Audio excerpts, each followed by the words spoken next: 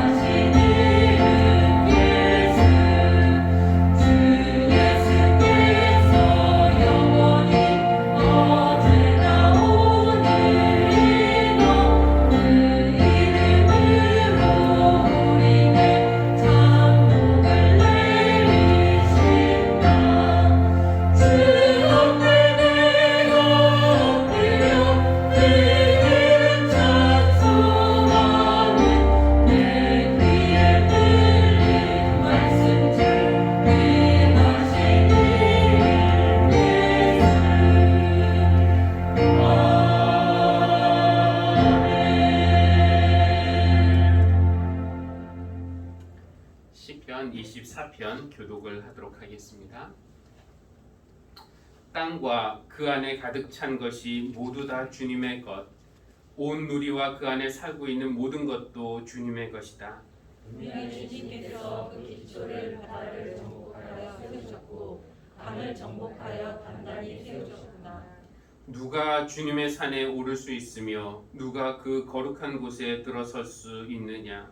깨끗한 손과 해맑은 마음을 가진 사람, 헛된 우상에게 마음이 편하지 않고 거짓 맹세를 하지 않는 사람이다.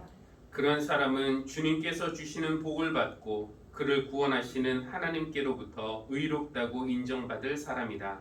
그런 사람은 주님을 찾는 사람이요 야곱의 하나님의 얼굴을 사모하는 사람이다. 문들아 너희 머리를 들어라.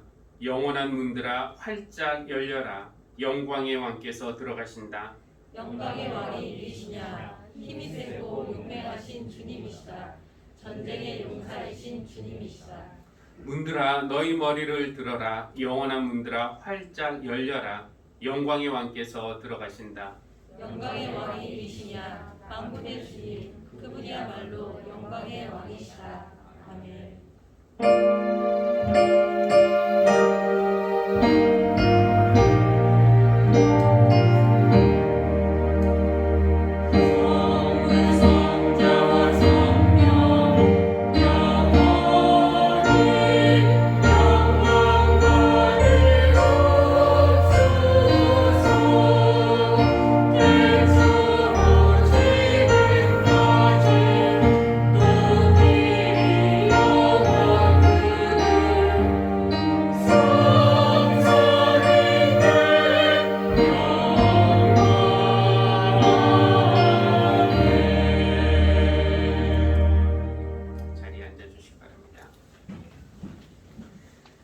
함께 기도하도록 하겠습니다.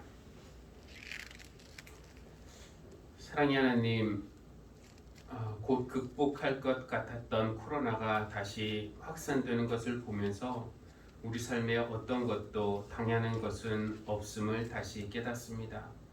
이렇게 사랑하는 교우들과 모여 예배를 드리는 것도 당연한 것이 아니라 어렵게 허락된 소중한 시간임을 깨달으며 하나님께 감사드립니다.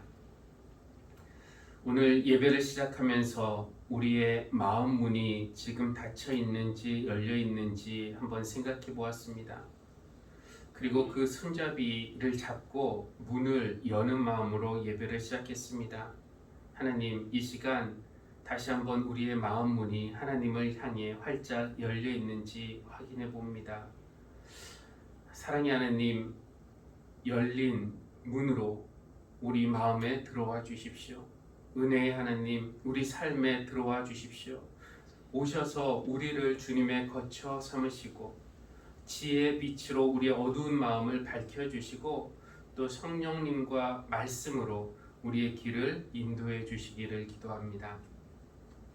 하나님을 우리 삶에 환영하면서 그동안 주님을 너무 오랫동안 밖에서 기다리게 했던 것은 아닌지 반성하며 회개합니다.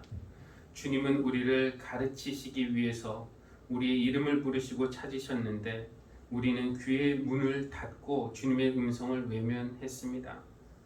주님은 우리를 고치시기 위해서 우리 마음 문을 두드리셨는데 우리는 마음 문을 꼭 걸어 잠가 두었습니다. 주님은 우리를 옳은 길로 인도하시기 위해서 우리의 삶의 문 밖에서 오래 기다리셨는데 우리는 편안하고 안전한 곳에 머물기 원했기 때문에 주님을 따라 나서지 않았습니다. 하나님, 이런 우리의 모습을 용서하여 주시고 이제 마음을 활짝 열고 우리 하나님을 맞이하게 하여 주십시오. 그리고 우리 삶의 문을 열고 주님과 동행하며 세상으로 나아가 주님의 일을 실천할 수 있는 용기와 능력도 허락해 주시기를 기도합니다. 하나님, 오늘은 특히 우리나라를 위해서 기도합니다. 또다시 찾아온 코로나 유행을 우리 모두가 인내와 또 절제와 협력하는 마음으로 잘 극복할 수 있도록 우리에게 은혜를 베풀어 주십시오. 특별히 일선에서 수고하고 헌신하는 의료진과 또 최선을 다하는 정부와 지자체들, 그리고 무엇보다 희생을 감수하며 확산 방지에 노력하는 국민 한 사람 한 사람을 주님 기억하여 주시고 저희가 이 위기를 잘 이겨낼 수 있도록 도와주시고 특별히 우리 사랑하는 교우들과 가족들이 이 위기에 코로나에 걸리지 않고 건강하게 지낼 수 있도록 주님께서 지켜주시기를 기도합니다. 하나님, 이번 주부터 또 모든 예배를 비대면으로 드리게 되었습니다. 익숙하지 않을 수도 있지만 그렇게 드리는 예배를 통해서도 우리 하나님이 주시는 은혜를 경험할 수 있게 하여 주시고, 다만 이 기간이 너무 길어지지 않도록 주님 허락하여 주십시오. 우리 어린이들도 예배의 삶을 멈추지 않게 하여 주시고, 또 우리가 어떤 형태로 예배를 드리든지 그 예배가 하나님께는 영광이 되며 우리는 살아계신 하나님을 경험하는 은혜의 시간이 되게 하여 주십시오. 오늘 우리가 드리는 이 예배가 주님께 올려지는 기쁨의 향기가 되기를 소원합니다. 우리가 또 위로받고 치유되고 변화받기를 소망하며 우리 자신을 드리니 주님의 뜻에 맞게 우리를 새롭게 빚어 주십시오. 감사드리며 예수님의 이름으로 기도합니다. 아멘.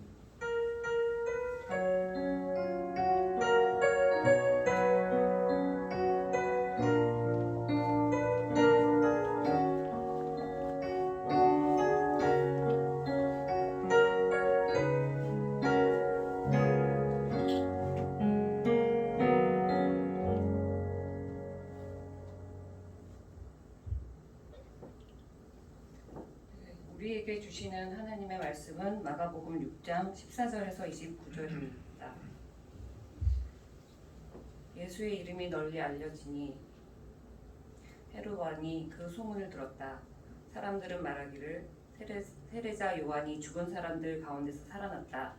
그 때문에 그가 이런 놀라운 능력을 발휘하는 것이다 하고, 또 더러는 말하기를 그는 엘리야다 하고, 또 더러는 옛 예언자들 가운데 한 사람과 같은 예언자다 하였다. 그런데 헤롯이 이런 소문을 듣고서 말하기를 내가 목을 뺀 그 요한이 살아났구나 하였다. 헤롯은 요한을 잡아오게 하여서 옥에 가둔 일이 있었다. 헤롯이 자기와 형제가 아닌 빌립의 아내 헤로디아 때문에 그렇게 했던 것이다. 헤롯이 그 여자를 아내로 맞았으므로 요한이 헤롯에게 형제의 아내를 차지하는 것은 옳지 않다고 말했기 때문이다. 그래서 헤로디아는 요한에게 원한을 품고 요한을 죽이고자 하였으나 뜻을 이루지 못하였다. 그것은 헤롯이 요한을 의롭고 또 성스러운 사람으로 알고 그를 두려워하며 보호해 주었고, 또 그의 말을 들으면 몹시 괴로워하면서도 오히려 달게 들었기 때문이다. 그런데 좋은 기회가 왔다. 헤롯이 자기 생일에 고관들과 천부장들과 갈릴리의 요인들을 청하여 놓고 잔치를 베풀었는데, 헤로디아의 딸이 춤을 추어서 헤롯과 그 자리에 앉아있는 사람들을 즐겁게 해주었다. 왕이 소녀에게 말하였다. 내 소원을 말해보아라. 내가 들어주마. 그리고 그 소녀에게 굳게 맹세하였다. 내가 원하는 것이면 이 나라의 절반이라도 주겠다. 소녀가 밖으로 나가서 자기 어머니에게 말하였다. 무엇을 달라고 청할까요? 그 어머니가 말하였다. 세례자 요한의 머리를 달라고 하여라. 소녀는 급히 왕에게로 돌아와서 청하였다. 곧바로 서둘러서 세례자 요한의 머리를 쟁반에 담아서 내게 주십시오. 왕은 마음이 몹시 괴로웠지만 맹세한 것과 거기에 함께 앉아있는 사람들 때문에 소녀가 달라는 것을 거절할 수 없었다. 그래서 왕은 곧 호위병을 보내서 요한의 목을 베어오게 하였다. 호위병은 나가서 감옥에서 요한의 목을 베어서 쟁반에 담아 소녀에게 주고, 소녀는 그것을 자기 어머니에게 주었다. 요한의 제자들이 이 소식을 듣고 와서 그 시체를 거두어다가 무덤에 안장하였다. 이는 우리에게 주신 하나님의 말씀입니다. 하나님 감사합니다. 요즘 우리 청년부와 함께 읽는 책이 있습니다. 조정민 목사님이 쓴 왜 예수인가라는 그런 책인데요. 지금까지 읽은 것의 요지는 우리가 기독교라는 종교를 갖는 것이 중요한 것이 아니라 예수 그리스도를 만나는 것이 중요하다라는 그런 내용입니다. 우리가 평생 기독교인으로 살면서 뭐 교회에서 사용하는 언어라든지 찬양과 예배, 그리고 세례나 성찬 같은 교회 의식들, 그 외 다양한 교회 문화에 익숙해질 수가 있습니다. 이렇게 교회가 익숙하고 편해지면은 마치 내 믿음이 좋아진 것처럼 느껴지기도 하지만, 그것이 꼭 예수를 잘 믿는 것과 일치하는 것은 아니라는 것이죠. 교회 생활에는 아주 익숙하지만 예수님과의 관계에 있어서는 아주 어색한 사람들이 교회 안에 많이 있다는 겁니다. 그러니까 교회에 다닌다. 이것이 중요한 것이 아니라 예수님을 만나고 내가 예수님을 알아가고 또 예수님과의 관계 속에서 날마다 살아가는 것. 이것이 중요하죠. 어떤 제도로서의 종교 혹은 교회 이것이 우리에게 참 기쁨이나 평안을 주는 것이 아니라 예수님을 만나는 것, 예수님을 만나서 그분이 나를 전적으로 받아주시는구나 이런 은혜를 경험할 때 우리는 세상이 줄 수 없는 무언가를 예수님에게서 받을 수 있습니다. 지난 목요일에는 자유라는 키워드로 청년들과 이야기를 나누었습니다. 우리 모두는 자유롭게 살고 싶어 하죠. 그러나 이제 우리가 흔히 생각하듯이 내가 하고 싶은 대로 자유롭게 살 때 그 결과로 우리는 점점 더 자유로워지는가? 오히려 하고 싶은 대로 하고 살고 싶은 대로 살다가 욕망과 중독의 노예가 되기도 하고 그 있던 자유마저 빼앗긴다는 것을 우리는 직간접적인 경험을 통해서 알고 있습니다. 진정한 자유라는 것은 남의 간섭을 안 받는 것 아니면 법이나 어떤 규범의 통제에서 벗어나는 것이 아니라는 거죠. 나로부터 나의 한계, 나의 죄로부터 자유로워져야 한다는 겁니다. 과거 나의 상처와 아픔으로부터, 현재 나의 욕망으로부터, 또 미래 나의 어떤 두려움과 불안으로부터 자유롭게 되는 것이 참 자유 아니겠습니까? 내가 예수님을 만나서 그분이 나를 전적으로 받아주시는 그런 경험, 용서해 주시는 경험을 할 때 우리는 오랫동안 우리 안에 자리 잡고 있던 죄책감, 또 두려움으로부터 아니면 세상의 어떤 압박이나 부담 혹은 눈치로부터 자유를 얻을 수 있습니다. 그래서 저는 여기 계신 모든 분들이 꼭 예수님을 만나서 우리 주님이 주시는 참 자유를 얻게 되시기를 바랍니다. 이미 만난 것 같지만 내가 예수님을 만난 것이 맞나 긴가민가 하시는 분들이 계시다면은 예수님을 새롭게 다시 만나시기를 바랍니다. 마커스 보그라는 사람이 쓴 책 제목을 빌리자면은 오늘 제목과 제목이기도 한데 예수를 처음으로 다시 만나십시오 라고 말씀을 드리고 싶어요. 그 책 제목이 영어로는 Meeting Jesus Again for the First Time 이렇게 되어 있습니다. 근데 언뜻 들으면은 이상하죠. 뭐 다시 만나면 다시 만나는 것이고 처음 만나면 처음 만나는 것이지 어떻게 처음으로 다시 만날 수가 있나 라고 생각할 수 있지만 이렇게 보면은 이 처음과 다시라는 말이 아주 절묘하게 어울려 있다는 것을 알 수 있습니다. 그래서 이미 주님을 만났다라고 말할 수 있는 우리 교회를 다니고 있는 우리에게 주어진 과제가 있다면은 그것은 우리 주님을 늘 새롭게 처음 만나듯이 만나는 것 그것이 우리의 신앙의 과제일 겁니다. 그냥 똑같은 성경 본문을 우리가 대해도 이 내용 다 읽어봐서 알아 라는 생각을 버리고 처음 보듯이 읽을 때 우리가 새로운 영감을 받을 수 있듯이 예수님에 대해서도 내가 기존에 알고 있던 것을 내려놓고 새롭게 우리 주님을 만날 때 우리는 주님 마음에 점점 더 가까이 다가갈 수 있습니다. 오늘 우리가 읽은 성경 본문에는 자기 안에 있는 어떤 죄책감과 두려움 때문에 자유롭지 못해서 예수님을 제대로 만나지 못한 한 사람이 등장합니다. 그의 이름이 헤롯인데요. 오늘 그의 이야기를 좀 나눠보려고 합니다. 오늘 말씀 이렇게 시작해요. 화면 보시면은요. 14절 말씀인데 예수의 이름이 널리 알려지니 헤롯 왕이 그 소문을 들었다라고 되어 있습니다. 근데 여기서 말하는 헤롯은 예수님이 태어나실 때 어린 사내들 다 죽이라고 명령했던 그 헤롯 대왕이 아니라 그 헤롯의 아들 헤롯 안티파스라고 불리우는 그런 사람입니다. 이 예수의 이름이 널리 알려지기 시작하자 사람들 가운데서는 과연 이 예수가 누구인가 라는 것에 대해서 여러 가지 그런 반응들을 보였어요. 특별히 이제 구약 시대에 엘리야라는 사람이 있었는데 죽음을 맛보지 않고 하늘로 올려진 것으로 알려져 있었습니다. 그런데 마지막 때가 되면은 하나님이 엘리야를 다시 보내셔서 이 하나님의 날을 준비하리라는 기대감을 사람들이 가지고 있었어요. 그래서 사람들은 그 엘리야가 환생한 것이다 라고 말하는 사람들도 있었고, 아니면 그냥 예언자들 중에 한 명이다 라고 말하는 사람들도 있었다는 거죠. 그런데 헤롯 안티파스의 생각은 달랐습니다. 헤롯은 그 예수에 대한 소문을 듣고 나서 즉각적으로 내가 죽인 세례 요한이 다시 살아났구나 이렇게 직감했습니다. 물론 틀린 직감이죠. 그분은 세례 요한의 환생이 아니라 나사렛 예수였습니다. 그런데 헤롯이 그를 요한이 다시 살아난 것이라고 생각한 데에는 그럴 만한 이유가 있었어요.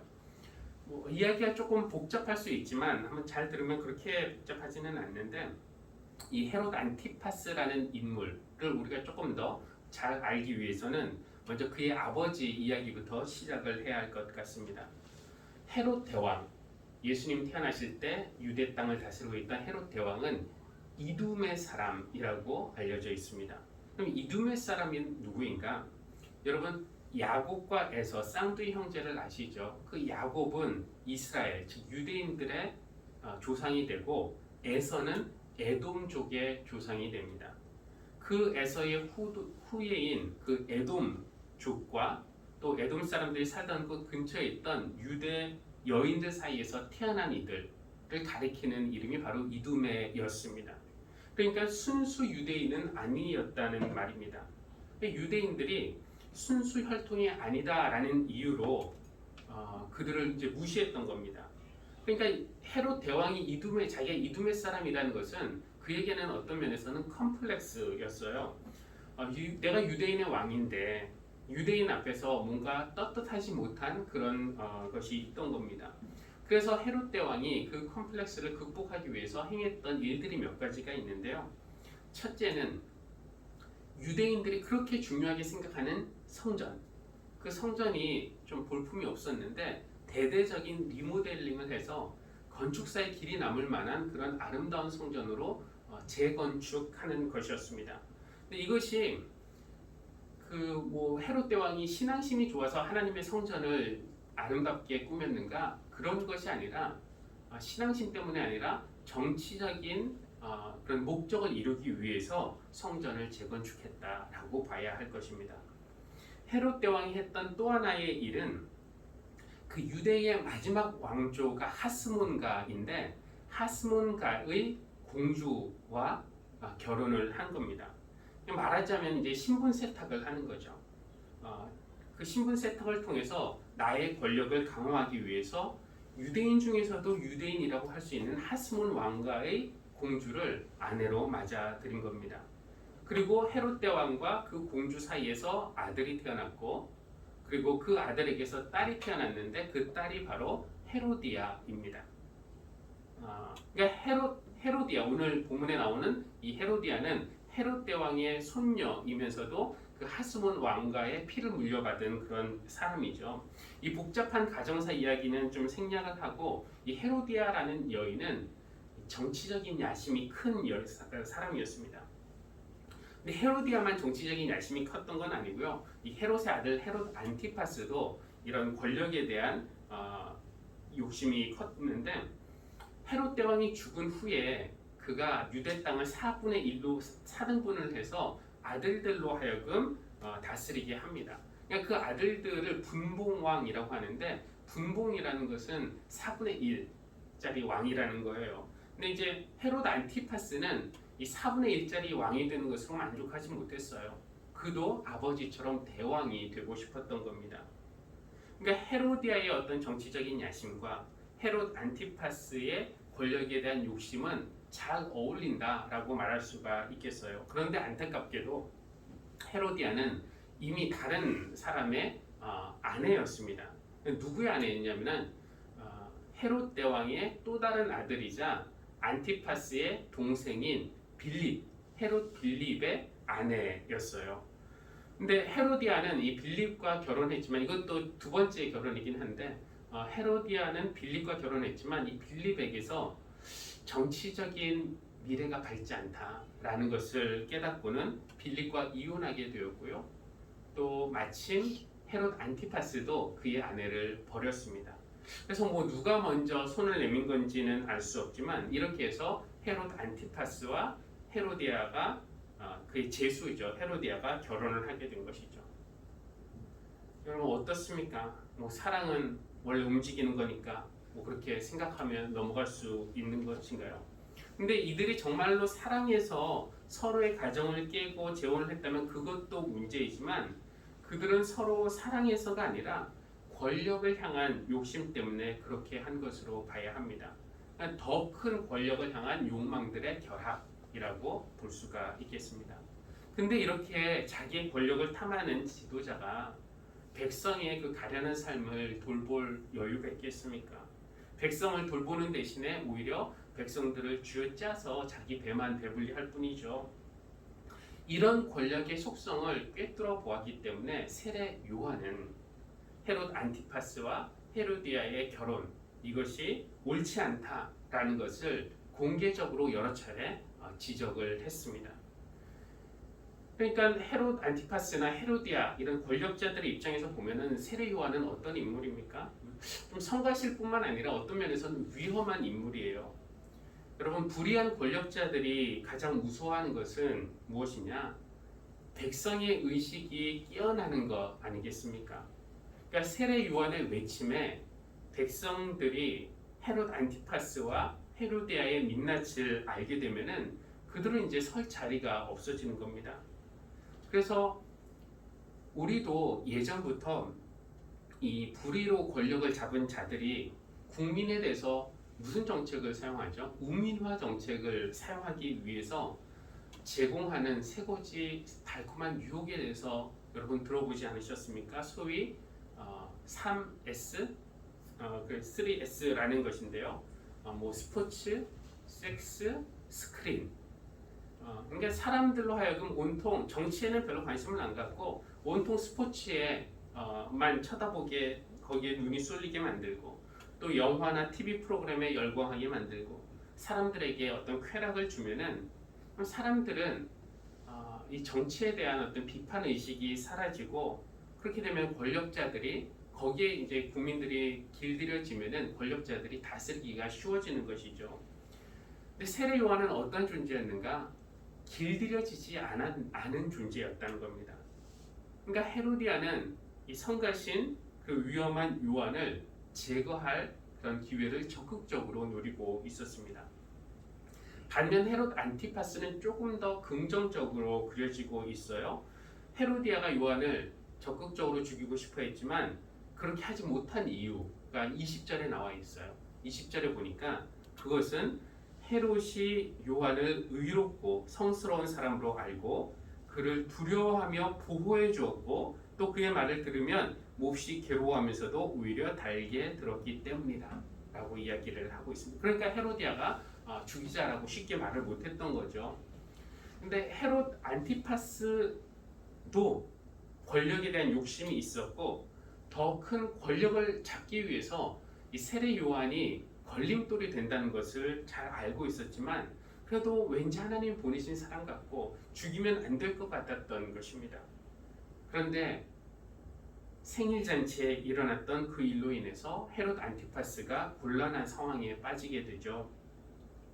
헤로디아는 딸을 시켜서 요한의 목을 달라고 청했고 헤롯 안티파스는 뭐 사람들 앞에서 그러니까 단둘이 한 약속도 아니라 공개적으로 사람들 있는 앞에서 네가 원하는 것은 무엇이든지 나라의 절반이라도 주겠다라고 맹세한 상태였습니다.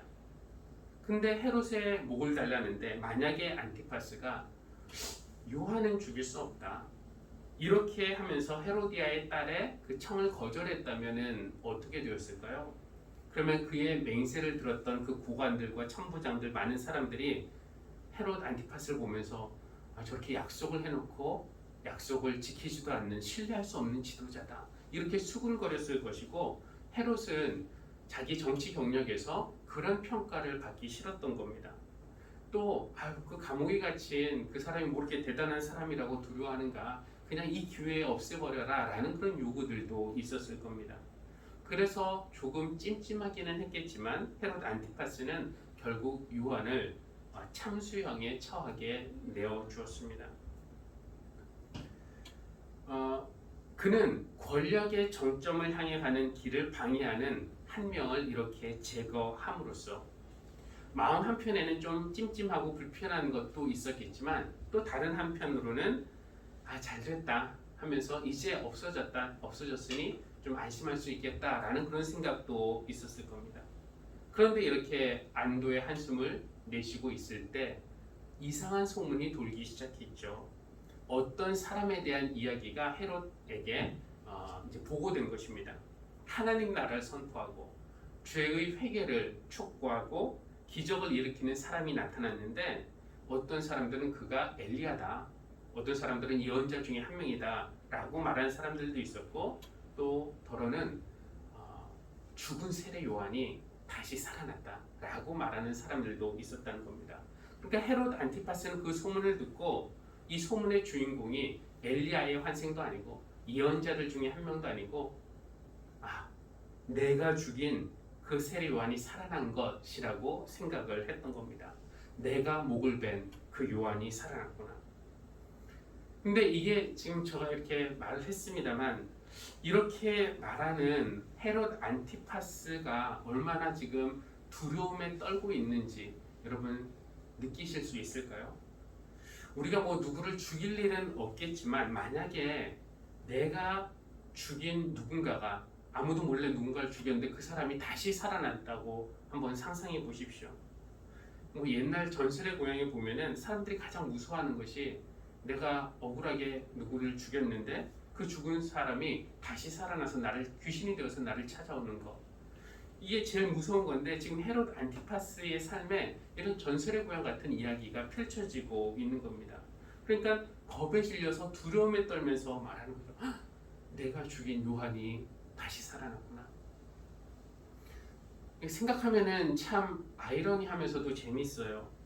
가장 강한 자가 되기를 꿈꿨던 헤롯 안티파스가 예수님의 출현 앞에서 가장 허약한 영혼이 되어 있음을 우리가 볼 수 있습니다. 그리고 그가 예수님을 지금 예수님으로 나사렛 예수구나라고 알아보지 못하고 내가 죽인 요한이 살아났구나라고 잘못 알게 된 것, 그 이유가 바로 그가 지은 죄에 대한 그 가책과 두려움이 있었기 때문입니다. 오늘 하나님께서 이 본문을 우리에게 주셔서 우리로 하여금 헤롯 안티파스의 이야기를 듣게 하시는 이유가 무엇일까? 바로 우리 자신을 돌아보게 하시기 위해서가 아닐까요? 강한 사람이 되려는 것을 삶의 목표로 정하는 것, 그 욕망을 채우기 위해서 수단과 방법을 가리지 않는 것, 방해가 되는 걸림돌이 되는 사람은 누구라도 제거하는 그런 잔인함, 옳지 않은 줄 알으면서도 내 이득을 위해서 타협하는 비겁함, 헤롯 안티파스에게서 발견할 수 있는 이런 모습들은 사실 우리의 모습을 그대로 비춰주는 거울과 같다라고 할 수가 있겠습니다. 우리가 세상에서 성공하고 강한 사람이 되기를 꿈꾸지만 우리 영혼은 여전히 두려워하면서 또 죄책감의 노예로 살아가고 있는 것은 아닌지요. 정말 강한 사람은 누구입니까? 헤롯 안티파스처럼 겉보기에 권력을 쥐고 있는 사람이 아니라 정말 강한 사람은 내 안에 있는 두려움과 죄책감으로부터 자유를 얻은 사람입니다. 그리고 우리의 그 두려움과 죄책감을 해결해 주실 수 있는 분은 오직 한 분이신 예수 그리스도 뿐이십니다. 그래서 저는 여러분이 우리 주님을 다시 처음으로 만나기를 바라는 겁니다. 그 주님과의 만남, 그것이 처음 만남이든지 다시 만남이든지 처음으로 다시 만나는 것이든지 우리 모두가 주님을 새롭게 만나기를 바랍니다. 근데 그런 체험이 사실 언제 일어날지 알 수가 없고 우리가 기획한다고 해서 그 일이 이루어지는 것도 아니에요. 다만 우리가 하나님, 내 안에 있는 이 두려움과 또 가책, 죄책감으로부터 자유를 얻기 원합니다 라고 우리가 간절히 바라면서 기도할 때 우리 주님은 주님의 때에 우리를 반드시 찾아오시리라 믿습니다. 주님께서 여러분을 찾아오셔서 두려움과 죄책감으로부터 참 자유를 주시고 그래서 여러분이 주님 안에서 정말로 강한 자로 거듭날 수 있기를 우리 주님의 이름으로 기원합니다. 우리 찬송가 96장 예수님은 누구신가 함께 찬양하겠습니다.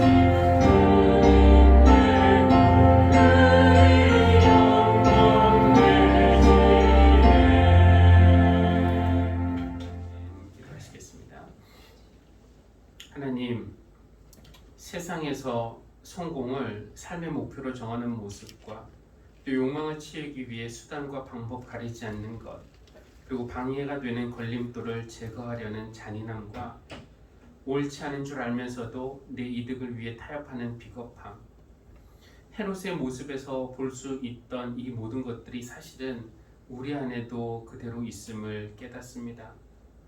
정말 강한 사람은 권력을 잡고 권세를 부리는 자가 아니라 나의 죄와 두려움으로부터 자유를 얻은 사람임을 믿습니다. 그리고 그런 자유를 주실 수 있는 분은 우리 주님밖에 없음을 인정합니다. 하나님, 이 시간에 우리 마음을 다시 엽니다. 주님 들어오셔서 우리를 새롭게 만나 주시고 우리를 주님의 거처 삼으시고 우리의 삶을 인도하여 주십시오. 그래서 우리가 주님 안에서 두려움 없는 강한 사람으로 거듭날 수 있도록 인도해 주시기를 기도합니다.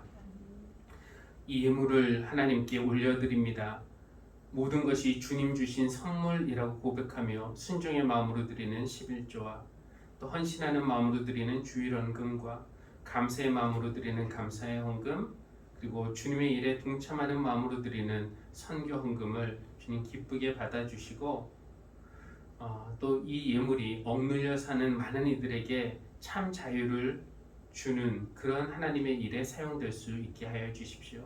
드린 이들에게도 하나님의 큰 은혜를 부어주시기를 기도합니다. 예수님의 이름으로 기도합니다. 아멘.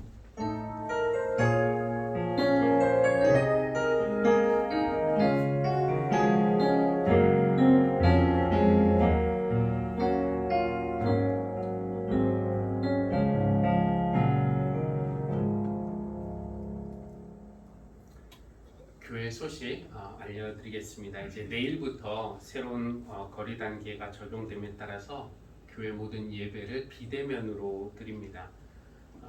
근데 지난번과는 조금 다르게 주일 예배와 수요 예배는 유튜브 영상으로 여러분이 아무 때나 보고 싶을 때 드리시는 것이 아니라 시간을 정해놓고 주일은 오전 11시 그리고 수요일은 저녁 7시 30분에 줌을 통해서 만나서 이렇게 드리고 아마 설교 영상은 그 제가 화면을 공유하는 미리 녹화해 놨다가 화면을 공유하는 그런 식으로 해서 같이 같은 시간에 예배를 드리는 것으로 하고 혹시 그 시간에 못 드리는 분들은 나중에 그 설교 영상을 유튜브에서 따로 보실 수 있도록 그렇게 준비를 하겠습니다.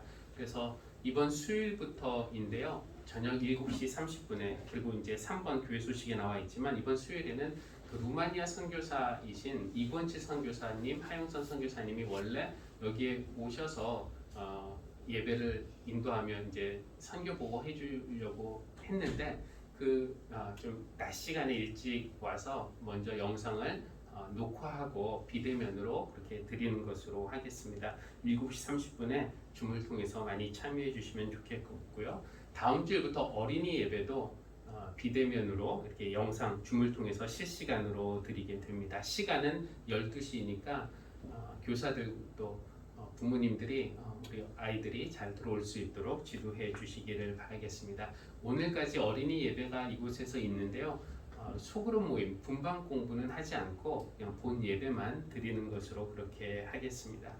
그리고 또 교회 마스크가 많이 준비되어 있습니다. 여러분 필요하시면은 새 마스크가 필요하면은 얼마든지 교회에서 사용하시고 또 자유롭게 사용하시면 좋겠습니다. 이번 주 2부 때 또 광고를 하겠지만 이 수요 예배 대표 기도가 있는데 그 줌을 통해서 이제 기도를 또 하셔야 되니까 그렇게 준비하셔서 줌을 통해서 들어오셔서 대표 기도 해주시면 좋겠고 주일에도 제가 예배위원들을 미리 연락을 드려서 그 예배 순서를 하실 수 있도록 그렇게 준비를 하겠습니다. 우리 자리에서 일어나서 찬송가 620장 찬양하겠습니다.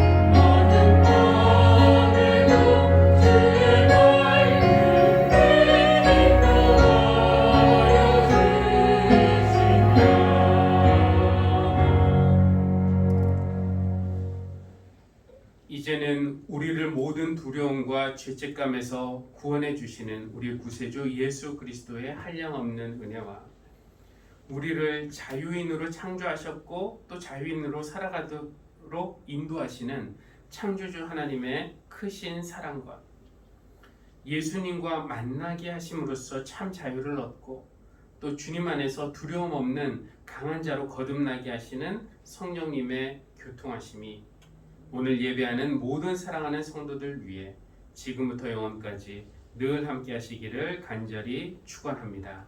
아멘.